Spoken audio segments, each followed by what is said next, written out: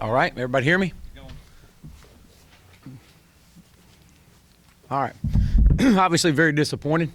A very disappointing loss. I knew all week long this was going to be a very talented James Madison football team. This was, we knew this coming in that they were very talented, and hats off to them. They made the plays when they had to make them, but we didn't help ourselves in a lot of areas, and that was very disappointing on our part. Again,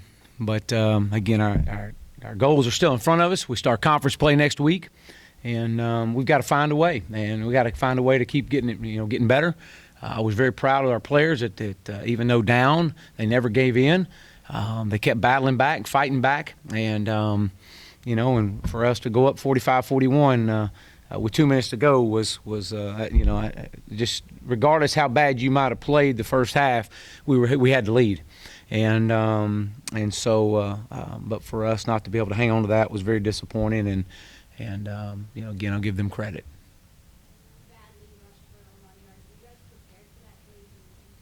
Yes, we were. We knew he was very talented. I'd played against him, when he was at Georgia Tech, very talented player. We've got glaring weaknesses right now. They show up every week. And obviously the quarterback run game is one of them. Stopping the pass is another. And so, I'm gonna give him credit. He's a very talented athlete, though. But we've got to help ourselves out too. How much were you hurt by the absence of Zach Wood? I think that hurt us a little bit. I do.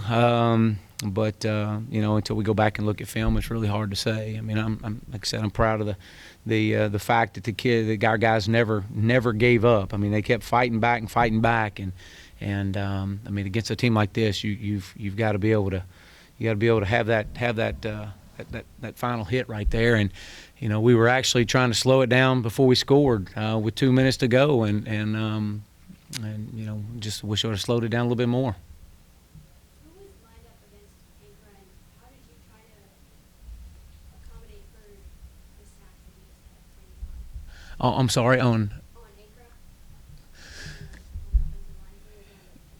Well, I mean, we were trying to put. They were doing what we call an ET stunt, where they were moving, especially on third down. They were twisting their front on us, and they were doing a good job moving around, but they were getting a lot of their penetration in the middle, and so they kind of had us. We had to back our guys, trying to get those guys off the ball a little bit more, but. I thought we did decent at times passing off their stunts in the middle, but again, they got us several times. Chad Persley obviously saw some time throughout the game. What did you see from him during the week that made you want to? Yeah. Well, we had with Chauncey had been out most of the week in practice, and Chad had a really good week of practice, and so we thought we would go ahead and go with Chad and get him some reps, and if anything, it helps create some depth for us down the road. No, it was huge. I think all 3 interceptions, I think we came up with turnovers or came up with points. And so that was huge to get. Again, I thought that, when we did make plays, we were able to capitalize on them, and that was good to see. Again, I was proud of our student body. I thought, they were into the game, and they had every right not to be in the game, especially there for a little while. But again, we've got to do a better job of taking advantage of some other opportunities that we got throughout the course of the game. You go for the onside kick with just under 4 minutes left. Was there any temptation in your mind to kick away and let your defense try to stop them? And what factors went into that decision? Well, there was. I thought at the 8-minute mark when I chose to punt, I was kind of questioning, at that point, should I went for it right there, but we chose to punt it, and then kept thinking, well, if we get the ball back, we really hadn't stopped them, and if we get the onside kick, that if they're going to get the ball, they're going to get it in midfield. If they scored, it's going to be the shorter field, less time off the clock. So that was kind of weighing into that. You talked about another kind of slow start in the first half. And then at the start of the second half, we got a quick interception, and that turns into a quick touchdown. Yeah. Were there any adjustments you made Well, I mean, we just challenged them. I mean, I was very disappointed in our start, and I don't get it. I really don't. I mean, we had a great warm up. We had a great week of practice. But I thought our energy on the sideline was I thought it was atrocious. I really did. And, I don't know, you're a 1-2 football team. I mean, yeah, you played against some really good opponents, but, we were fixing to play another really good opponent, as we did tonight. And we had talked about that all week long, that we had to bring the energy. And I was very disappointed the first half. So halftime, obviously, challenged those guys. And, they responded.